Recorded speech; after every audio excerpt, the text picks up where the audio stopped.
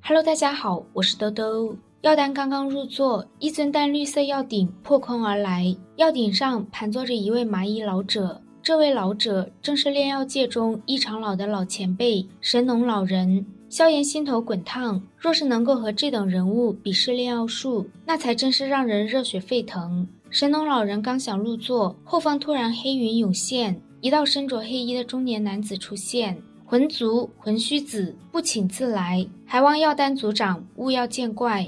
药老告诉萧炎，魂虚子正是当初小丹塔之变的魂族叛徒。魂虚子对于魂殿来说相当重要，若是药老所料不差，魂殿收集灵魂的阴谋便有他的谋划，而且他在炼药术上的造诣极高，不然当年也不会被小丹塔塔主看中并收为弟子。因为魂殿不择手段抓捕灵魂体的行为，药族长老对他们极其厌恶，一个个全都喊着不能让这种人参加药族的药典。魂虚子双手负于身后，看向药丹，说他们的行为和药族的好客之道有些背道而驰。万火长老直说他们并没有邀请魂虚子，他擅自前来的行为只会加深药族对魂族的怀疑。魂虚子说，正是因为不怕被怀疑，今日他才前来。若是药族能将大陆第一炼药师的名头送给他，他即刻便走。大陆第一炼药师的名头靠的是自身的炼药术，而不是药族颁发。既然魂虚子如此热衷这个称号，药丹便让他留下，只要他能遵守药族的规矩，那便是药族的客人。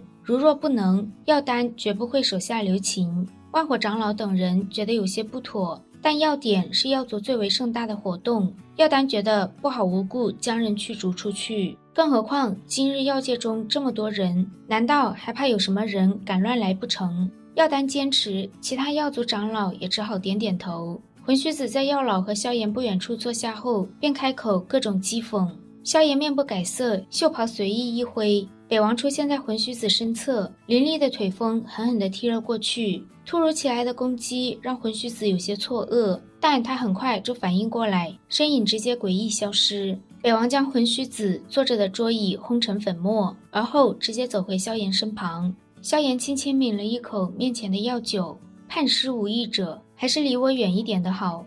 魂虚子出现在远处的一个石椅上，他冷冷地盯着萧炎，一股恐怖的能量波动蔓延。此时药丹开口说，今日是药族大典，禁止动手，魂虚子若是违规，将会被驱逐出药界。话一说完，药丹便不再关注脸色异常难看的魂虚子，而是宣布时辰已到，药典正式开始。药族以炼药术起家，他们拥有着大陆上数量最庞大的炼药师集团。因为血脉的缘故，药族人修炼炼药术格外的得心应手，族中也不乏修炼天赋出色之辈，但那仅仅只是炼药师的中层而已。光依靠血脉之力，并不能让药族族人走到炼药界的巅峰，甚至有时候这种天赋会成为他们迈向顶尖层次的阻碍。所以在炼药师金字塔的那一部分，药族并未取得太大的优势。炼药师分1到9品，1品最低，9品最高，而9品炼药宗师又分宝丹、玄丹和金丹宗师3个层次。近千年来，大陆上都未曾有人达到过金丹宗师。在药典的前戏落幕后，萧炎缓缓睁开双眼，他看向药族那群年轻人，微微点了点头。通过这几日的观察，他也发现了药族不少年轻人天赋极高，曾经给他邀请函的药星级也挤进了前5名，而第1名就是当初在妖火空间外见过的药天。药天这次炼制的丹药引来了9色丹雷，不少药族长老看得喜笑颜开，但他们在无意瞥到药老身后闭目养神的萧炎后，脸上的笑容顿时化为满肚子的郁闷。年轻一辈的测试完毕后，整个广场上的气氛陡然火热。药老告诉萧炎，最后的重头戏除了他之外，应该便是魂虚子、神农老人以及万火长老4人相争了。他们2人交谈间，药丹站起身，邀请萧炎4人入场。他们4人中最后的胜利者便将会是新一任的大陆第一炼药师。魂虚子跋扈地说，他今日前来便是想将大陆第一炼药师收入囊中。万火长老和神农老人纷纷上场，言辞狠厉，将魂虚子呛了回去。最后上场的萧炎更是说自己久闻魂虚子前辈曾在丹塔偷艺，如今他倒是想带丹塔向魂虚子讨教一番。魂须子望向萧炎的眼中杀意涌动，在他看来，就算是药尘也没资格向他讨教。萧炎笑得一脸灿烂，说他自己正能解决魂须子。魂须子袖袍一挥，黑色火焰铺天盖地地涌出，最后凝聚成一尊足有100丈庞大的黑色火鼎。看到这由虚无吞炎凝聚成的火鼎，萧炎3人眼神十分凝重。魂须子笑眯眯地让他们3人召唤出自己的异火，他的虚无吞炎可是对他们的异火非常垂涎。萧炎轻笑一声，虽然魂须子体内的虚无吞炎给他的感觉远比当初魂灭生的强，但再强，这也不过是虚无吞炎的一道紫火而已。虚无吞炎极其神秘，只有少数人知道它的紫火也分有层次。在诸多寻常紫火上，还有着2种奇特的紫火，天地紫火。魂须子手中的这一道虚无吞炎便是其中的地紫火。地紫火从某种层次上来说，算是幼生形态的虚无吞炎，威力远不是魂灭生手中普通紫火可以相提并论的。不过地紫火虽然相当强悍，但若是母体出现重创，与之相连的诸多紫火便会自动散去，化为本源之力汇入母体中。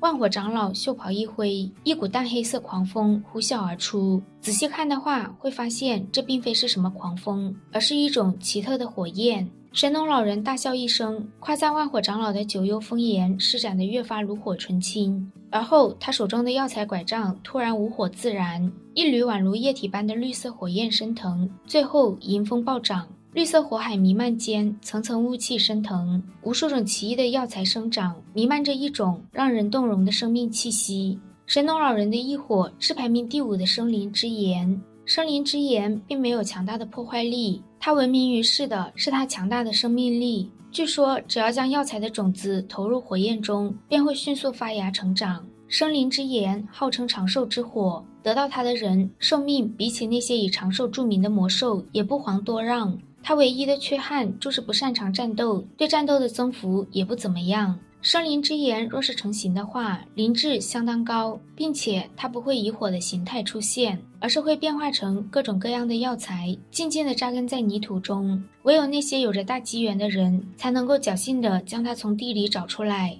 小姨闪现在萧炎肩膀处，他眼带不屑地瞥了一眼天空上另外3团异火。万火长老3人眼神异常凝重，异火之灵能让异火在他的手中达到最完美的地步，那种地步就算是灵魂达到天境大圆满也无法比拟。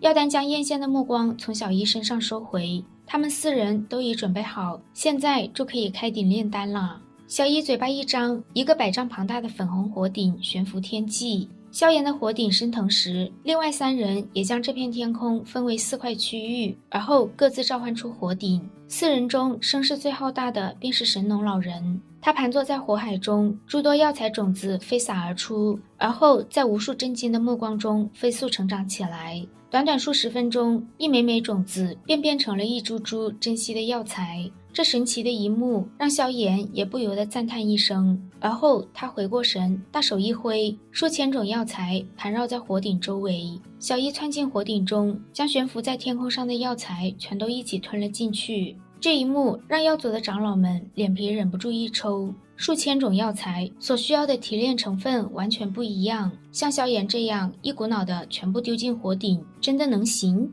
萧炎凌空盘坐，拥有异火之灵的他，炼制丹药时比别人轻松无数倍。每隔几分钟的时间，火鼎中便有一道道小火团绕着火鼎旋转，这些火团中包裹着被提炼到最精纯的炼药材料。药材的提炼持续了1天，萧炎才率先睁开双眼。他深深吐出一口气，诸多火团再度重回火鼎。在萧炎将药材尽数提炼后不久，魂须子手印一变，大声喝道：“天地之令，听我号令！”天地间突然狂风大作，无数能量朝着火鼎汇聚而来，最后被火鼎中的异火尽数吞噬。药丹脸色异常凝重，据天地之力炼丹，魂须子居然想炼制9品玄丹。萧炎3人也察觉到了魂须子搞出的动静，万火长老和神农老人也全都开始凝聚天地之力。望着被扯得乱七八糟的天地能量，萧炎淡淡一笑，既然他们3人都这般有雅兴，他也只能奉陪了。好啦，今天的视频豆豆就讲到这里啦，我们下集再见，拜拜。